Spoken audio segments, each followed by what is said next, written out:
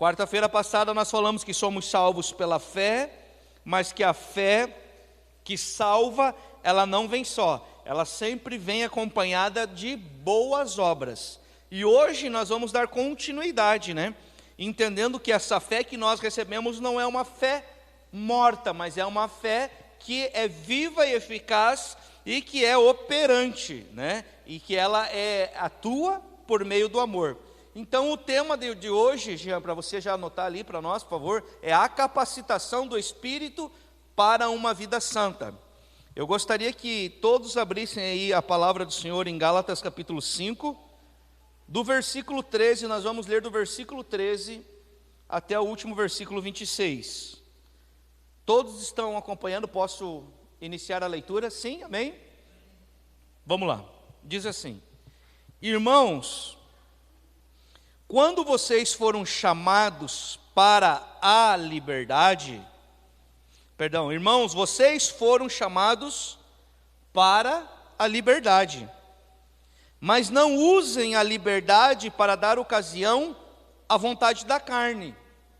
Pelo contrário, sirvam uns aos outros mediante o amor. Versículo 14: toda a lei se resume num só mandamento: ame o seu próximo como a si mesmo. Mas se vocês se mordem e se devoram uns aos outros, cuidado para não se destruírem mutuamente. Por isso digo, vivam pelo Espírito, e de modo nenhum satisfarão os desejos da carne. Pois a carne deseja o que é contrário ao Espírito, e o Espírito o que é contrário à carne. Eles estão em conflito um com o outro, de modo que vocês não fazem o que desejam.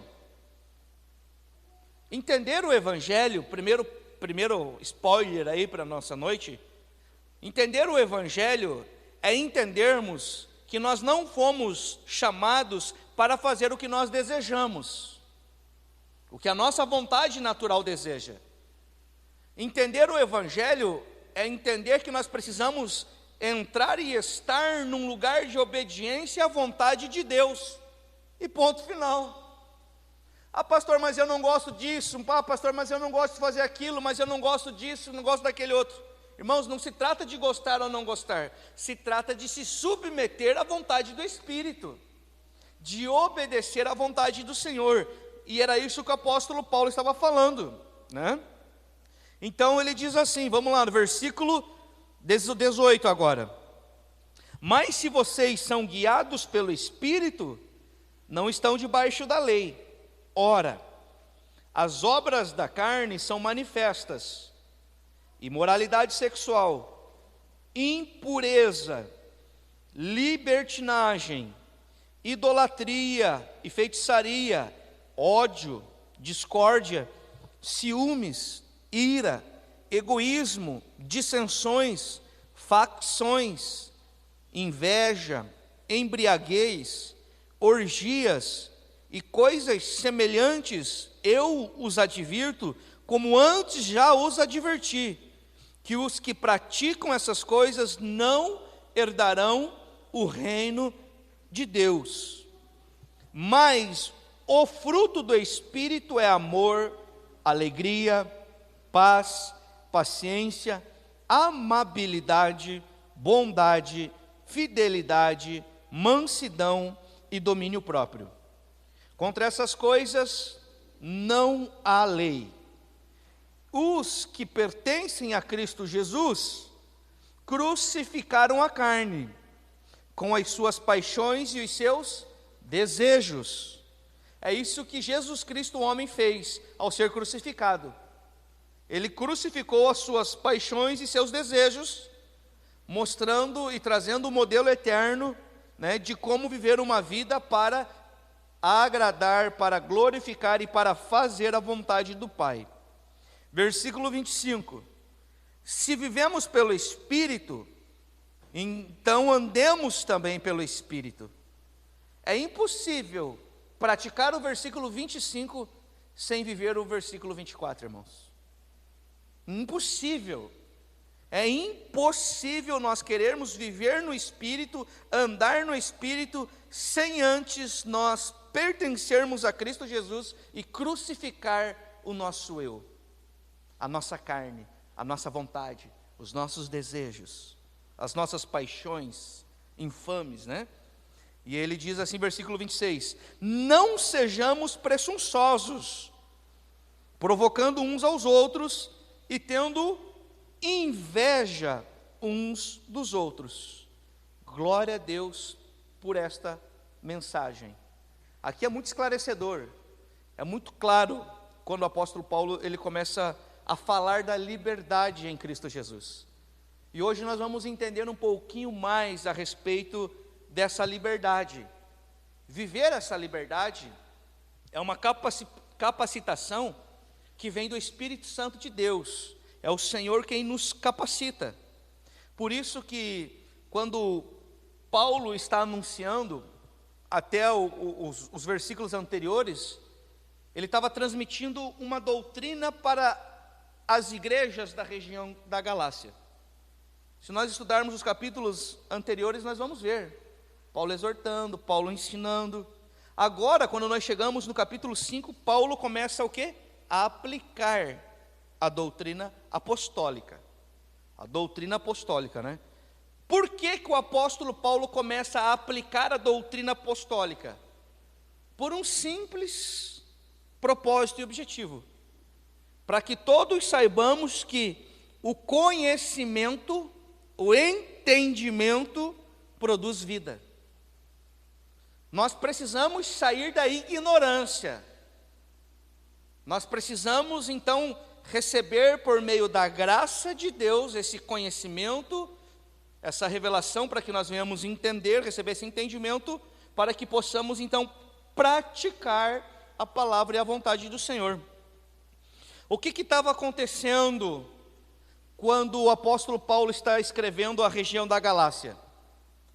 Os falsos mestres, eles tinham uma influência muito perigosa, e é uma influência chamada perniciosa.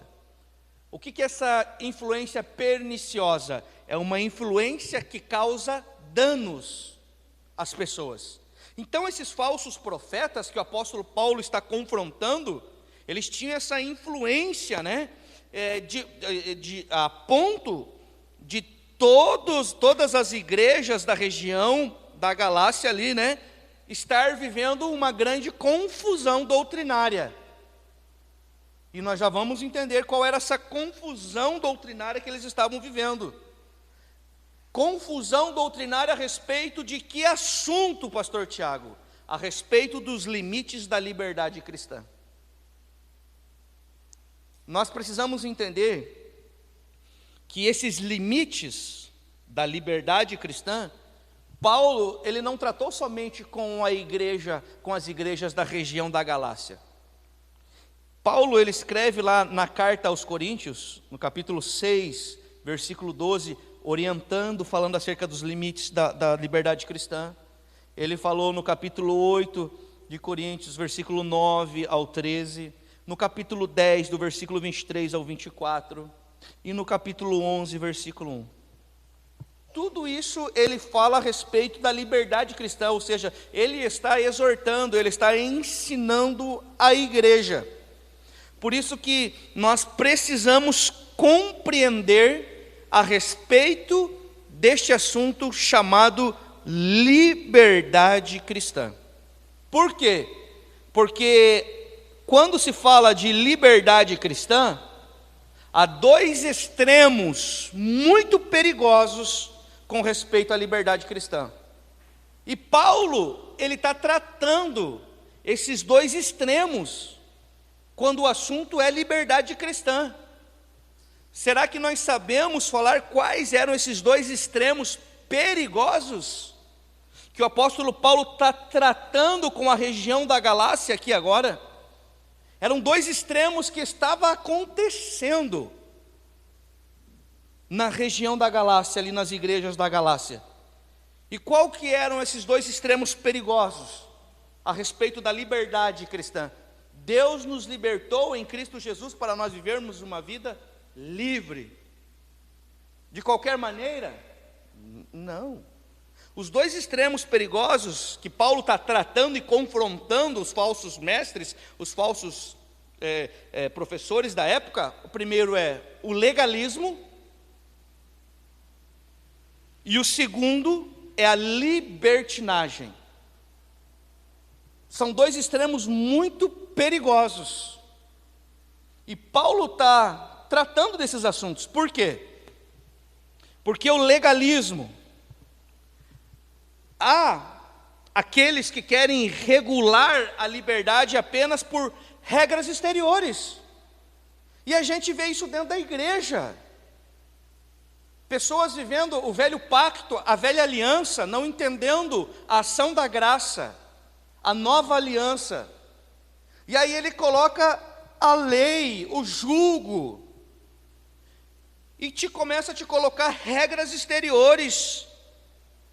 E qual é o perigo dessas regras exteriores, quando nós estamos falando de legalismo sem um equilíbrio?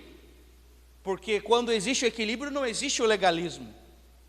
Existe a liberdade em Cristo Jesus.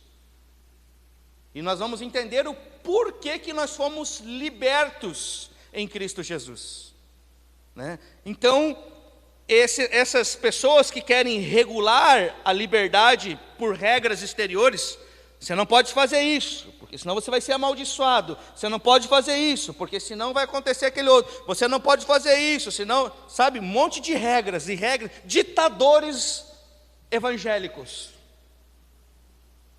Existe ou não existe, irmãos? Existe, irmãos. Por isso que nós precisamos conhecer a palavra.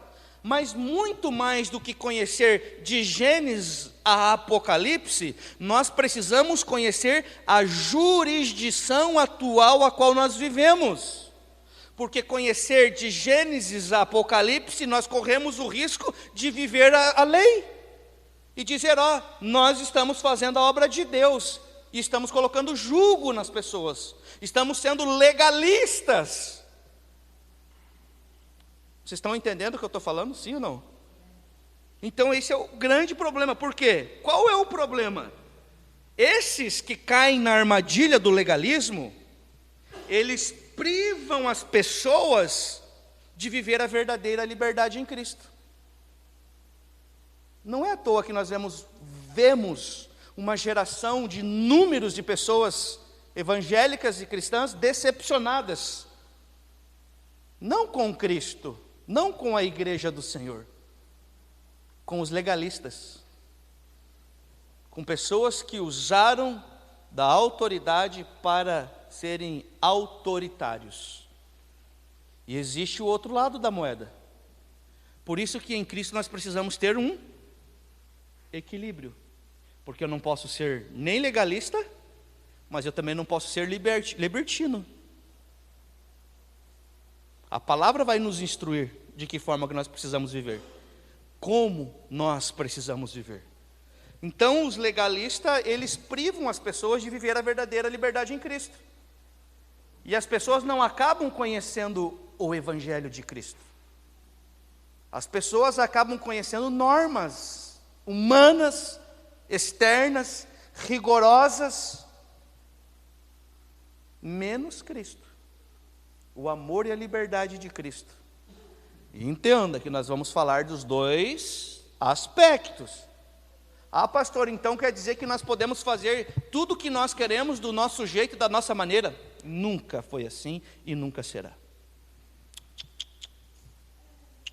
Não. O outro ponto que o apóstolo Paulo está tratando com a região da Galácia se chama o quê? Libertinagem. Se de um lado há pessoas que querem regular a liberdade com apenas regras exteriores, externas, do outro lado, a libertinagem são aqueles que, em nome da liberdade, querem viver sem nenhum preceito ou sem nenhum limite. Irmão, então você não foi não passou pelo novo nascimento. Se nós cristãos estamos vivendo sem nenhum limite, sem nenhum preceito, ou se nós estamos vivendo debaixo de apenas regras exteriores, externas, ainda nós não conhecemos a liberdade em Cristo Jesus. Por isso que é muito importante nós conhecermos, muito mais do que a palavra, conhecer a vida de Cristo. Eu estou falando do Cristo, aquele que ressuscitou, que venceu a morte, que subiu aos céus. Porque muitas vezes nosso modelo ainda é externo. Nós vamos falar assim: ah, irmão, mas você vai fazer isso, e se Jesus estivesse aqui, o que você faria? Não, não é se Jesus estivesse aqui. O Espírito Santo de Deus está aqui, não é se estivesse aqui. O modelo é Cristo, sempre foi e sempre será. Certo? Então, qual que é o problema da libertinagem? Das pessoas que querem viver sem nenhum limite, sem nenhum preceito. O que acontece com essas pessoas que vivem a libertinagem e dizem que estão vivendo a liberdade? Eles confundem a liberdade com libertinagem e caem na prática de pecados escandalosos. Sim ou não sim? Sim. Por isso que, irmão, nós precisamos conhecer essa liberdade que o apóstolo Paulo está ministrando no capítulo 5. Quer falar, João? Levantou a mão? Por favor. Não precisa ter que ser aqui. É engraçado, né? Porque, tipo, Paulo só vem trazendo aquilo que Jesus em carne veio trazendo. Apontou, né?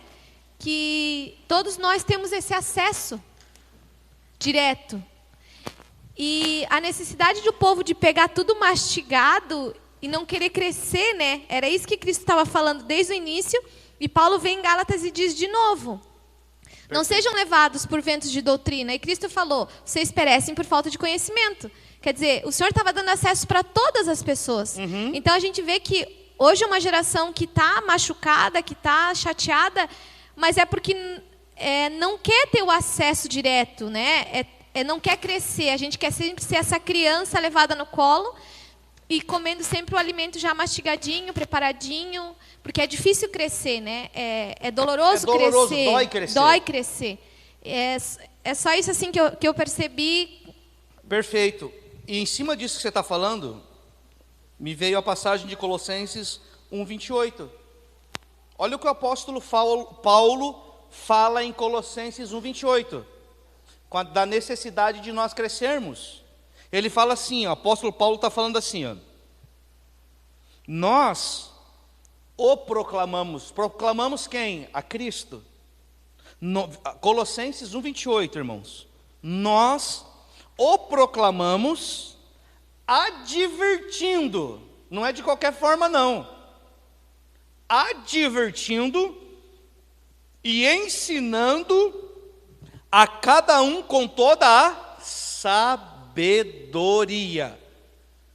De que forma que nós vamos receber sabedoria? O livro de Tiago diz o quê para quem quer sabedoria? Peça a Deus, que Ele dá gratuitamente, mas não duvide. Peça a Deus. E aí ele diz assim: nós o proclamamos advertindo e ensinando a cada um com toda a sabedoria. Para qual propósito que Paulo estava advertindo, ensinando com toda a sabedoria? Ele diz aqui agora, ele diz assim, vírgula, a fim de que apresentemos a todo homem perfeito em Cristo Jesus. Essa palavra no original perfeito significa maduro. Homem, quando a Bíblia está falando homem, está falando homem e mulher. Então ele ensinava, ele proclamava, ele ministrava com muita sabedoria, para quê?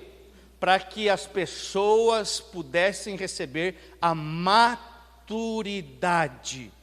segundo o homem perfeito que é Cristo Jesus. Uau! Então não é de qualquer forma, irmão, que nós vamos viver. Não é do nosso jeito, da nossa maneira. Temos aqui o nosso manual de vida. Né? Então por que muitos caem na prática de pecados escandalosos? Porque confundem a liberdade com libertinagem. E sabe o que é o pior de tudo? Diz que Deus é que está na minha vida. Que Deus é esse? Amuleto, não é o Deus verdadeiro. Então o que acontece? O cristão, o homem e a mulher que nasceu de novo,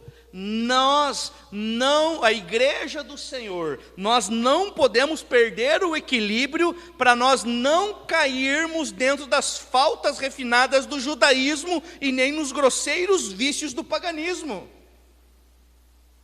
Nós não podemos ser conduzidos por uma lei desatualizada, por uma jurisdição atualizada. Não é mais debaixo da lei que nós vivemos. Nós vivemos hoje pela graça, e na graça de Deus. Nisso nós temos que cuidar para nós não cairmos no vício do judaísmo, que era as leis de Moisés, e mais as 619, se não me falha a memória, leis instituídas para o povo de Israel. Jesus disse assim: ei, vamos fazer o seguinte, vamos pegar tudo isso e vamos fazer duas: amar a Deus sobre todas as coisas, de todo o coração, com todo entendimento, e amar o teu próximo como a ti mesmo. No Evangelho de João ele já é mais ousado, ele diz assim: amar o teu próximo como Cristo amou você, amou a igreja. Aí lascou, aí é mais fundo, sabe, porque o nosso amor é um amor muito superficial, muito sentimental, muito circunstancial o nosso amor. Então o apóstolo Paulo nos orienta, nós não podemos perder o equilíbrio para nós não cometermos o erro de viver debaixo do judaísmo, né, dentro das faltas refinadas do judaísmo, e nem nos grosseiros vícios dos pagãos, do paganismo, das pessoas não convertidas, para que nós entendamos. Por quê? Agora nós vamos entender um pouquinho mais de liberdade. Essa liberdade, por quê? Porque a liberdade cristã não é uma liberdade para pecar, mas é uma liberdade de consciência para obedecer a Deus. Uau, mudou então, opa! Nós não fomos libertos na pessoa de Cristo Jesus para nós vivermos no pecado, mas nós fomos libertos na pessoa de Cristo Jesus para nós sermos libertos da nossa consciência de escravos, para que nós possamos ter a consciência de filhos e viver em obediência ao Pai. Em obediência ao Pai. Era isso que o apóstolo Paulo estava ensinando. Isso aqui é só do versículo 13, irmãos. O cristão salvo pelo sangue de Cristo, ele é livre para quê? Ele é livre para viver em santidade. Sede santo como eu sou santo, diz o Senhor. Então nós precisamos aqui destacar, quando nós falamos dessa liberdade cristã, nós precisamos destacar 4 verdades importantes acerca da liberdade cristã, a qual o apóstolo Paulo está ensinando, discipulando, exortando as igrejas da Galácia. E quais são essas 4 verdades importantes? A primeira verdade que o apóstolo Paulo destaca: a liberdade cristã não é uma licença para você pecar. A liberdade cristã não é uma licença para você pecar. É o que nós lemos no versículo 13, a parte A. Gálatas, capítulo 5, deixa eu ver aqui. Capítulo 5, versículo 13, a parte A. Irmãos, vocês foram chamados para a liberdade. Mas não usem a liberdade para dar ocasião à vontade da carne. Então, primeira verdade que nós precisamos destacar acerca da liberdade em Cristo Jesus é que essa liberdade cristã não é uma licença para nós pecarmos. Nesse versículo 13, que eu quero ler ele todo, nós vamos ver aqui um chamado, uma advertência e um mandamento. Só nesse versículo 13. Vamos ler ele? Irmãos, vocês foram chamados a... Olha o chamado aí. Certo? Advertência. Mas não usem a liberdade para dar ocasião à vontade da carne. E cadê o mandamento? A parte 3. Pelo contrário, sirvam uns aos outros mediante o chamado para a liberdade. A advertência é não viver com os desejos da carne. E o mandamento, amar uns aos outros, servir uns aos outros. Spoiler final. Já vou dar um spoiler lá da parte final. Fomos libertos em Cristo Jesus para servirmos uns aos outros em amor. Porque se não servirmos uns aos outros, e não é de qualquer forma, é em amor, é com alegria, é com regozijo, é com prazer, é com reverência, é com temor, é com responsabilidade. Porque se não for assim, irmãos, nós não fomos libertos ainda da nossa consciência, da nossa vontade. Porque não é servir de qualquer forma, é servir com excelência, é servir com amor mesmo, amor de Deus. Então aqui nós aprendemos, só nesse versículo 13, um chamado, uma advertência e um mandamento. Fomos chamados para a liberdade e não para a escravidão do pecado.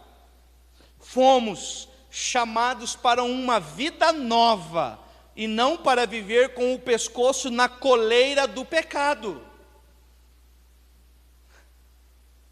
Cristo já nos resgatou, irmãos, nos livrou, nos deu a liberdade. A liberdade cristã não é uma licença para pecar, mas é o poder de Deus para viver em novidade de vida. Uau! Olha que profundo isso, irmãos. Olha que profundo isso.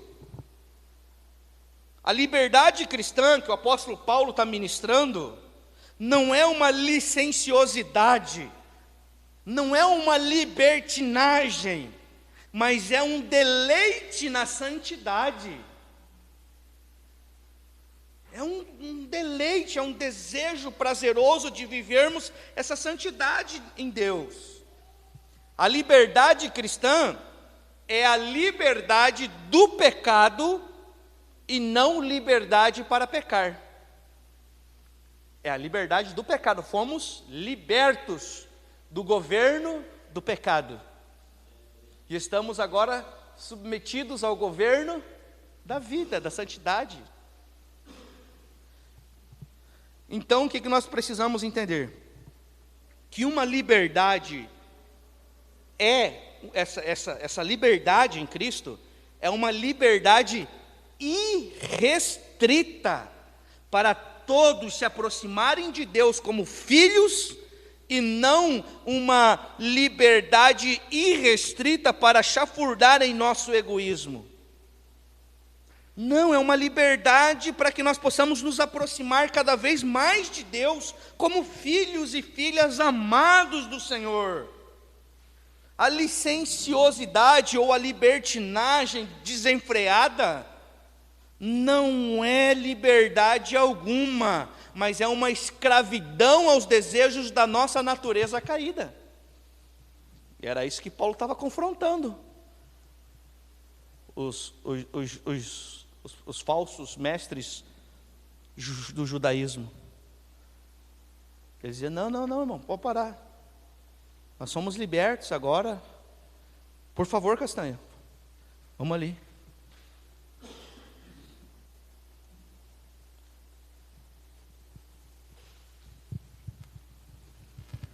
Fazer uma paráfrase sobre a matéria, pastor, para nossa reflexão. Primeiro, observar sobre a liberdade, né, do ser humano.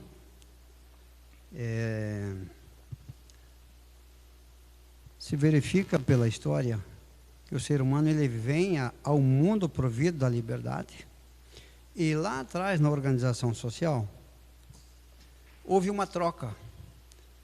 A forma de vivência, o ser humano ele vinha livre e tinha liberdade de viver, de usufruir de tudo aquilo que a natureza lhe oferecia.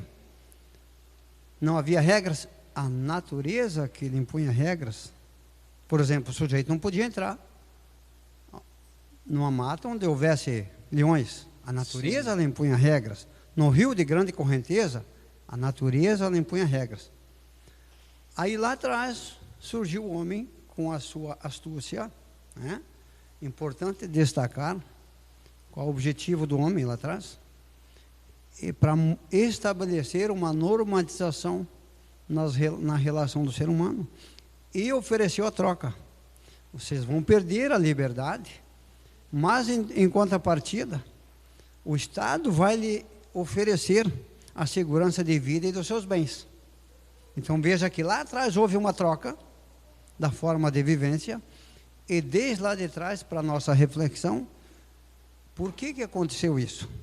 Ele veio para roubar, matar e destruir o quê? As coisas de Deus.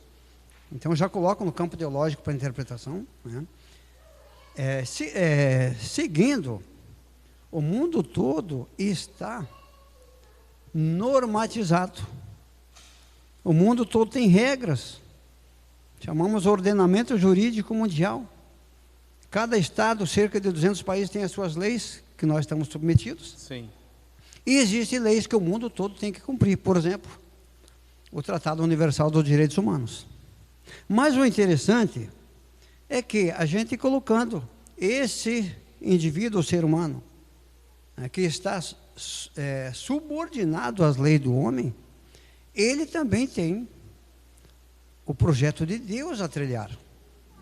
E aí é onde reside a dificuldade de como viver no plano de Deus dentro do mundo do homem, né? Então me parece que esta seria uma das nossas maiores dificuldades. Porém, só existe uma maneira: nascendo de novo no Senhor e obedecendo ao Senhor. Porém, olha só. Porque o homem se corrompeu antes desse início.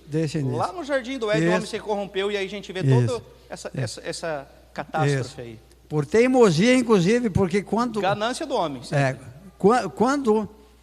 Quando Deus nos dá alguma coisa, nós temos que devolver a parte dele. Lá foi dado todo o jardim, e não aquela árvore, vamos dizer assim. O homem teimou, Deus tirou todo o jardim. É quando pessoas estão lá em cima e caem por terra de tudo que tem, por teimosia. Então, finalizando, nessa nossa convivência mundial, ainda, embora já tenhamos iniciado o Apocalipse, ainda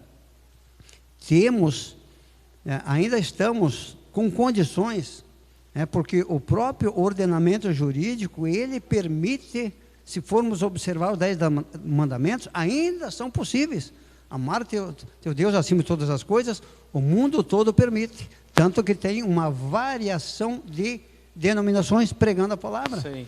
Amar o teu próximo como a ti mesmo, aí depois, não roubarás, não matarás, isso está na lei.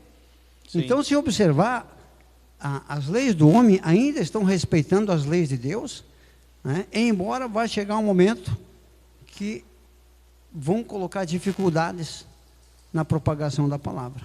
Aí é onde o Apocalipse vai se afunilar. A gente já até está vendo essa dificuldade, esse querer romper, né, parar, mas sempre a origem de tudo isso vai ser um governo caído. Sim.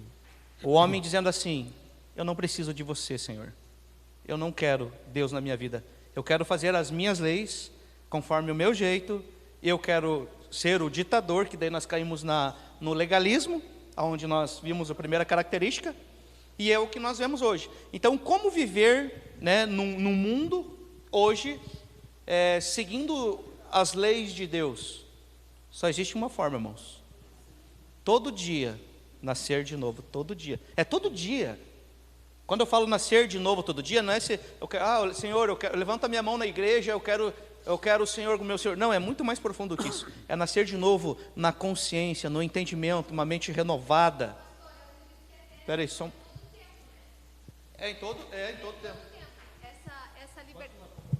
Essa liberdade justamente é você viver livre. Agora eu sou maduro, entendo que a minha liberdade é saber escolher e discernir entre ser santo e não. Santo e profano. Essa é a diferença, exatamente. Finalizando, pastor. Sim. Sobre o nascer de novo todos os dias, importante esse destaque, porque muitas vezes a gente escuta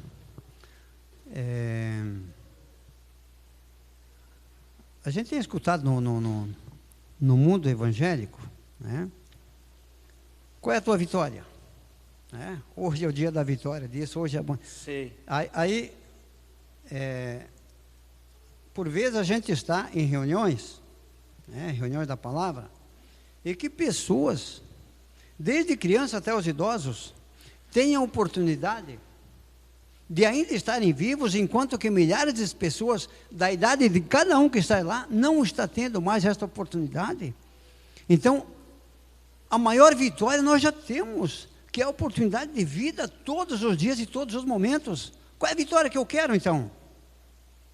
Que vitória eu estou esperando a mais do que isso? Exatamente. O resto é viver no plano de essa Deus. Vida e essa vida com Deus, né? Que é essa Sim. grande vitória. É ir para a obra. É isso aí. Perfeito. Show. Agora, olha só. Vamos ler. Nós estamos falando aqui que a licenciosidade desenfreada não é a liberdade alguma. É uma escravidão aos desejos da nossa natureza caída. Vamos ver o que Jesus disse a respeito disso. Evangelho de João, Fernando, 8:34. Vamos lá. Deixa eu só pegar aqui para ele rapidinho. João 8:34. Evangelho de João, capítulo 8 e o versículo 34. O que diz a palavra do Senhor?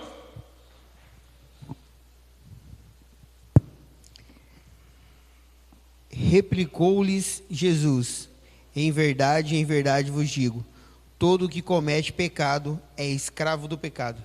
Uau!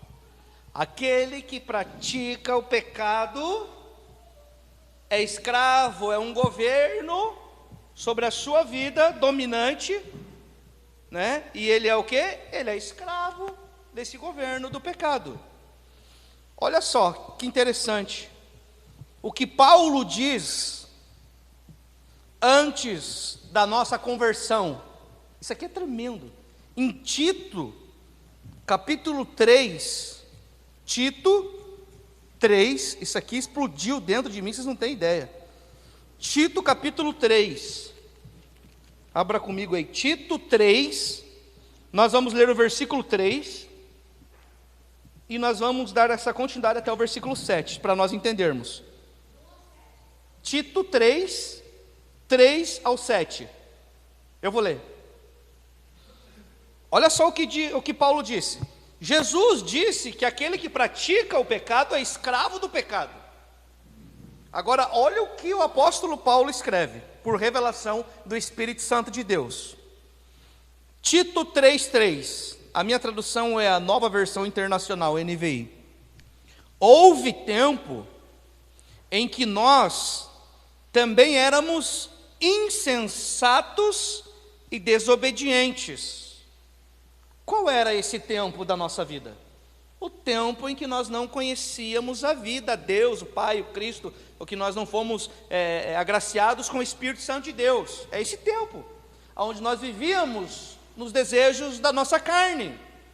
Então Paulo diz, houve um tempo em que nós também éramos insensatos e desobedientes.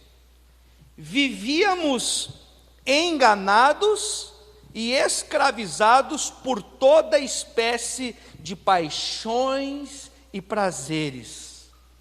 Vivíamos na maldade e na inveja, sendo detestáveis e odiando-nos uns aos outros. Essa era a forma que nós vivíamos sem Deus. Se você não vivia assim, parabéns, você tem que ser arrebatado. Mas eu era assim daqui para pior, antes de conhecer a Deus. Isso é verdade, irmão. Era intriga, era briga, era ódio, era rancor, era as paixões infames, era as obras da carne, era escravizado pelo governo do pecado. Aí só que não termina aqui. Paulo fala de como nós vivíamos. Paulo, então, o que Paulo diz? Que o homem antes da sua conversão é escravo de toda a sorte de paixões e prazeres. Por isso que é necessário nós nos convertermos todos os dias no Senhor. Agora, o versículo 4 ele diz assim, ó: mas quando se manifestaram a bondade e o amor pelos homens da parte de Deus, nosso Senhor, vou repetir, quando se manifestaram a bondade e o amor pelos homens, da parte de Deus, porque o homem não tinha isso, o homem caiu, quando Adão caiu, a humanidade toda caiu junto, e perdeu essa intimidade, essa comunhão, essa vida de Deus. Então ele diz assim, agora quando a bondade e o amor pelos homens, da parte de Deus, nosso Salvador, versículo 5, não por causa de atos de justiça por nós praticados,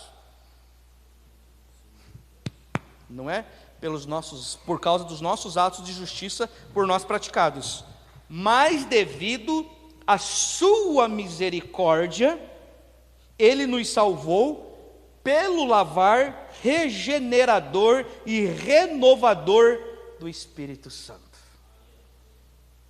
Ou seja, devido à sua misericórdia, a sua graça nos alcançou, nos lavou, nos regenerou, não por causa dos nossos atos de justiça, mas por causa do seu amor, a sua graça e a sua misericórdia. Versículo 6, ele diz assim, que ele derramou sobre nós generosamente por meio de Jesus Cristo, nosso Salvador. Ele o fez a fim de que, justificados por sua graça, nos tornemos seus herdeiros, tendo a esperança da vida eterna. Uau! O Senhor nos salvou, nos regenerou, nos limpou, para que nós pudéssemos, de fato, agora como justificados, nos tornar os seus herdeiros e agora viver diariamente essa esperança gloriosa dessa vida eterna que nos alcançou. Não é a vida eterna um dia que nós iremos. Não, a vida eterna já está em nós. O Espírito Santo de Deus já está em nós. Jesus vai vir buscar a sua igreja, sim, o arrebatamento da igreja, sim. Ah, então nós vamos viver a eternidade quando nós partirmos? Não. A eternidade é hoje, é agora, é já. Nós já estamos vivendo a eternidade em Deus. Ou com Deus ou sem Deus. A verdade é essa. Né? Então nós precisamos entender que essa palavra liberdade, ela foi profundamente desgastada no decorrer da história. O que para os cristãos é viver em obediência ao Senhor, para os não cristãos é viver uma vida segundo as paixões e desejos do seu coração. Então são totalmente distintos. Segunda característica dessa liberdade: a liberdade cristã não é uma permissão para explorar o próximo. Não é uma permissão para nós nos explorarmos uns aos outros. Muito pelo contrário, o capítulo 5, versículo de número 13 diz que nós devemos amar uns aos outros e não explorar uns aos outros. Por quê? Porque quem ama não explora, mas serve o próximo. Somos livres para amar e servir, e não para explorar o próximo. O amor de Deus, ele não pratica o mal contra o próximo.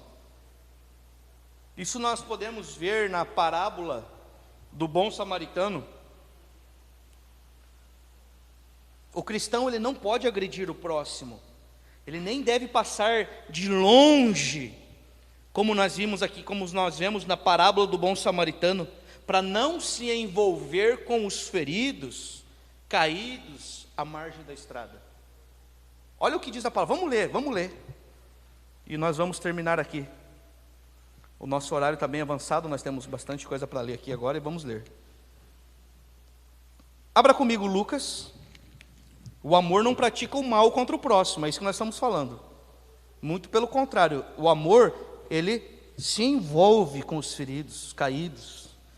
Abra comigo Lucas, Evangelho de Lucas, capítulo de número 10, versículo de número 25, até o versículo de número 37. O exemplo do amor é essa passagem. Essa passagem vai nos ensinar muito sobre o amor de Deus. Por quê? O que essa passagem vai nos ensinar primeiro? Estar na igreja e não amar como a igreja de Cristo é não ser a igreja de Cristo. Eu vou repetir. Estar na igreja e não amar como a igreja de Cristo é não ser a igreja de Cristo. É isso que essa passagem vai nos ensinar. O que vai nos ensinar? Vamos lá. Certa ocasião, Lucas 10, 25. Certa ocasião, um perito da lei levantou-se para pôr Jesus à prova e lhe perguntou: Mestre, o que preciso fazer para herdar a vida eterna? Essa era a grande pergunta dos fariseus. Essa era a grande pergunta, que eles sempre tentavam colocar Jesus na parede, uma forma, me dá uma fórmula para mim ser salvo. Efésios 2, 8 e 9. Somos salvos pela graça, isso é presente de Deus, para que nenhum homem se vanglorie de si mesmo, é graça de Deus. Daí ele vai dizer assim: o que preciso fazer para herdar a vida eterna? O que está escrito na lei? Respondeu Jesus. Como você a lê? E ele respondeu: ame o Senhor, o seu Deus, de todo o coração, de toda a sua alma, de toda a sua força, de todo o seu entendimento, e ame o seu próximo como a ti mesmo. Jesus lhe respondeu e disse: você respondeu corretamente, faça isso e viverá. Versículo 29. Mas ele, querendo justificar-se, perguntou a Jesus: quem é meu próximo? É porque ele viu que ele não ia conseguir amar como a lei mandava, irmão. A lei falou assim: você quer ser salvo pela lei? Então ame o Senhor teu Deus de todo o teu coração, de toda a tua alma, de toda a tua força, de todo o teu entendimento, e ame o teu próximo como a ti mesmo. Não precisava nem ser de Deus de todo o coração, só que do próximo já quebrava todo mundo já. Ele sabia que ele não ia ser salvo pelas regras.